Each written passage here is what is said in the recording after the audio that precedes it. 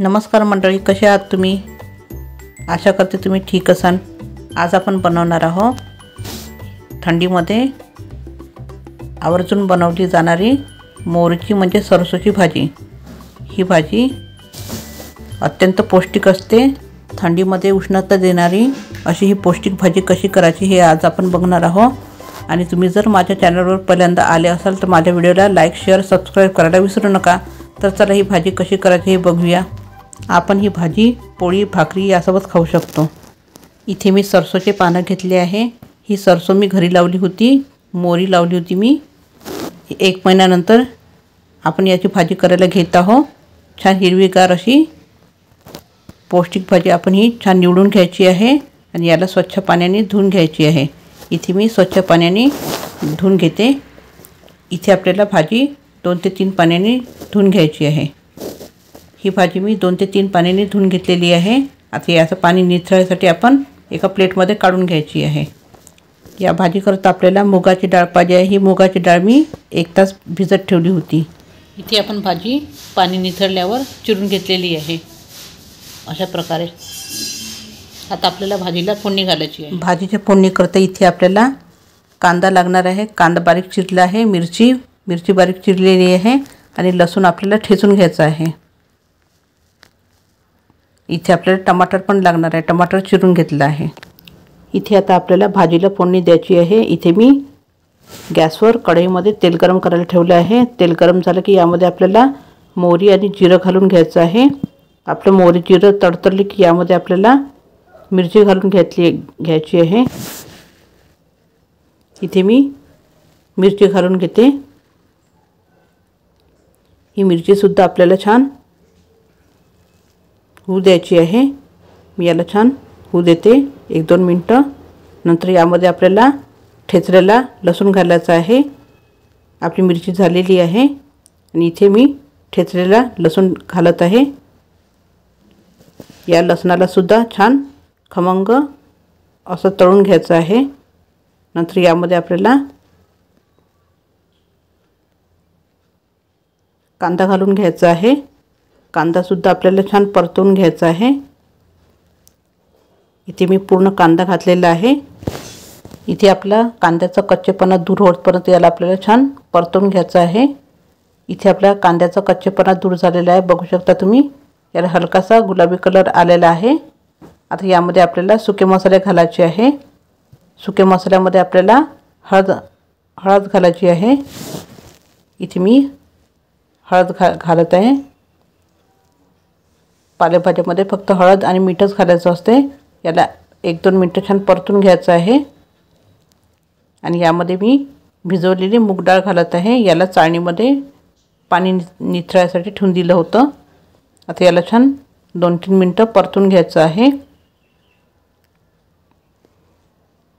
इथे गॅस मी मीडियम केलेला आहे।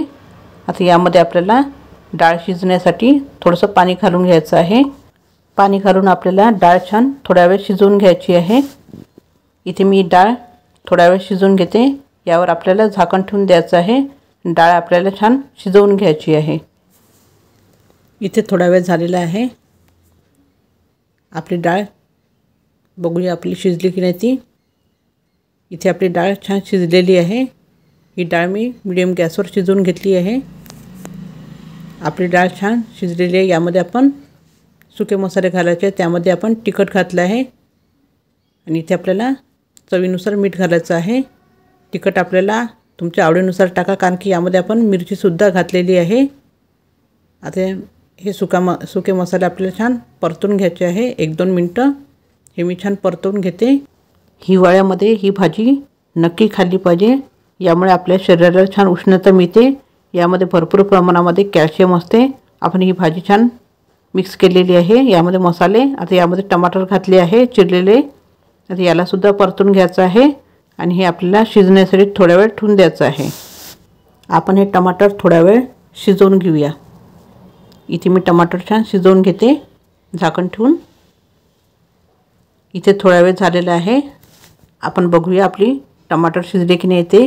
इथे आपले टमाटर छान शिजलेले आहे, बघू शकता छान मऊ झालेले आहे। असे आपल्याला मऊ करून घ्यायचे आहे। याला एकदा मी परतून घेते छान आणि यामध्ये आपल्याला भाजी घालून घ्यायची आहे। इथे मी बारीक चिरून ठेवलेली भाजी घालत आहे। ही भाजी घालून आपल्याला छान परतवायची आहे। या भाजीमध्ये तुम्ही पालक, मेथी, बथुआ म्हणतो ती सुद्धा तुम्ही यामध्ये घालू शकता, अजून छान पौष्टिक होते। 2-4 भाज्या मिळून सुद्धा ही भाजी तुम्ही करू शकता। आणि ही छान मी मिक्स करून घेते भाजीला। इथे बघू शकता तुम्ही आपण भाजी छान मिक्स करून घेतलेली आहे। यामध्ये मी थोडीशी पालक भाजी सुद्धा मिक्स केली होती। आता ही भाजी आपली कमी झालेली आहे। यावर झाकण ठेवून आपल्याला छान शिजवून घ्यायची आहे। इथे आपण भाजी छान शिजवून घेतलेली आहे थोड्या वेळ। ही भाजी आपल्याला अधेमध्ये परतत छान शिजवून घ्यायची आहे। ही भाजी मी अशी शिजवून घेते, अधेमध्ये परतत अशी परतून घ्यायची आपल्याला आणि छान शिजवून घ्यायची आहे। यामध्ये टमाटर घातल्याने भाजीला छान चव येते। तुम्हाला नसेल घालायचा टमाटर नाही घातला तरी चालेल। मी अशा प्रकारे छान भाजी मिक्स करून घेते आणि भाजी पूर्णपणे शिजवून घेते। तुम्ही या भाजीमध्ये मूग डाळीच्या ऐवजी भाजलेले शेंगदाण्याचा कूटही घालू शकता। तर ही भाजी आपण अशा प्रकारे पूर्णपणे शिजवून घेऊ। तर ही भाजी आपण पूर्णपणे शिजवून घेतलेली आहे आणि अशा तऱ्हेने तयार झालेली आपली सरसों का साग म्हणजे मोळीच्या पालेभाजीची भाजी। ही भाजी तुम्ही पोळी, भाकरी यासोबत खाऊ शकता। मी पोळीसोबत सर्व केलेली आहे। आणि तुम्हाला जर माझा या भाजीचा व्हिडिओ आवडला असेल तर माझ्या व्हिडिओला लाईक, शेअर, सबस्क्राईब करायला विसरू नका। धन्यवाद।